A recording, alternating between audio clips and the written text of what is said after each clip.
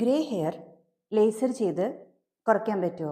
Laser വെച്ചിട്ട് hair reduce ചെയ്യാൻ നോക്കുമ്പോൾ ഹെയറിൽ പിഗ്മെൻ്റായ ഹെയറിന് ബ്ലാക്ക് കളർ കൊടുക്കുന്ന പിഗ്മെൻ്റായ മെലനിനാണ്. മെലനിനാണ് ലേസർ ലൈറ്റിനെ അബ്സോർബ് ചെയ്ത് ഹെയർ ഡിസ്ട്രക്ട് ചെയ്യുന്നത്. ഹെയർ ഗ്രേ ആവാൻ തുടങ്ങിക്കഴിഞ്ഞാൽ മെലനിൻ പിഗ്മെൻറ്റ് ഓൾറെഡി കുറവായിരിക്കും. പൂർണ്ണമായും ഗ്രേ ആയിട്ടുള്ള ഹെയറിൽ മെലനിൻ പിഗ്മെന്റ് ഇല്ലല്ലോ. ഈ ഹെയറിനെ ലേസർ ചെയ്ത് ഡിസ്ട്രക്ട് ചെയ്യാൻ പറ്റില്ല.